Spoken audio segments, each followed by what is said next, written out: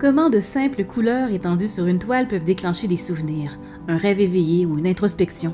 Une peinture n'est pas qu'une simple décoration qu'on accroche à un mur, c'est un véritable miroir de l'âme d'un artiste avec laquelle nous entrons en résonance. Une peinture est un moyen de visualisation et de ressentir des émotions.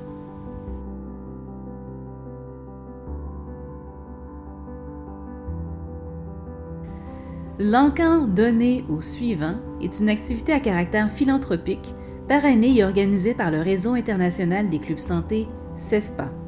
Elle vise à promouvoir la peinture comme un moyen d'épanouissement.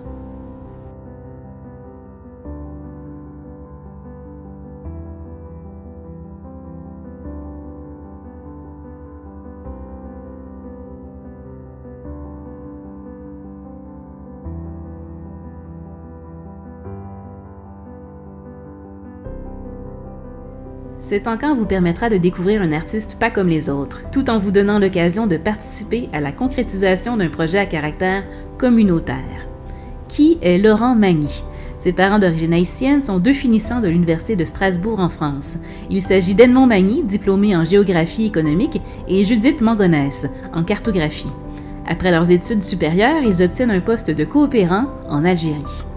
Leur premier enfant, Hervé, vit le jour en France, alors que le deuxième, Laurent, naquit lors de leur séjour en Algérie. Après leur retour en Haïti, le couple adoptera la petite Nadia, dans un orphelinat. Le destin a voulu que Laurent soit porteur d'une composante du gène de trisomie 21, aussi appelé syndrome de Down. Il s'agit d'un état congénital provoqué par la présence d'un chromosome supplémentaire à la 21e paire des cellules. C'est ainsi que les personnes porteuses de la trisomie 21 ont 47 chromosomes et non 46.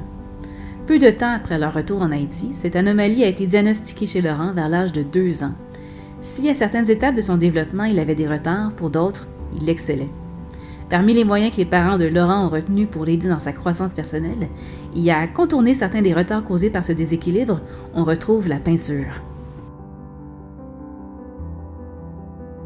C'est ainsi qu'il est devenu l'élève du peintre Jean-Claude Garoute dit Tiga. Tiga a vu en Laurent un artiste de talent. Né le 9 décembre 1935 à Port-au-Prince, Tiga est un artiste aux multiples talents. Il est peintre, sculpteur, céramiste, musicien, créateur de bijoux et de vêtements, mais aussi ergothérapeute, professeur et philosophe à ses heures. Inlassable agitateur, Tiga est décédé le 14 décembre 2006. Il marquera d'une empreinte unique, lumineuse et profondément révolutionnaire l'expression artistique haïtienne. 4 ans après la mort de son mentor Tiga et le tremblement de terre de 2010, Laurent a rejoint les ateliers de Vicky Frisch où il reprit le goût à la peinture. On allait retrouver le Laurent des années Tiga. Ce fut ensuite Vanessa Williams et le professeur d'Aumont-France qui prendront la relève dans l'encadrement de Laurent à la fermeture du centre de Vicky. Cependant, sans l'appui de sa mamie Suzanne, de sa mère Judith et aussi de sa tante Denise, Laurent ne serait pas ce peintre qu'on connaît aujourd'hui. En plus de faire connaître le travail de Laurent Magny, l'objectif principal de l'encan donné au suivant est de faire une levée de fonds pour créer en Haïti un atelier pouvant servir de lieu de création. Un véritable incubateur et accélérateur pour les artistes laissés pour compte. Un comité constitué d'artistes peintres de renom, comme Hervé Le Breton, Philippe Dodard et Olivier Villers, a été chargé de sélectionner des tableaux parmi les œuvres de Laurent et de fixer un montant de départ pour lancer cette mise aux enchères. Nous vous attendons en grand nombre à cet encan qui se tiendra en ligne sur invitation. Pour y prendre part, il vous suffit de compléter le formulaire d'inscription disponible sur le site de CESPA Haïti à www.cespahaiti.org.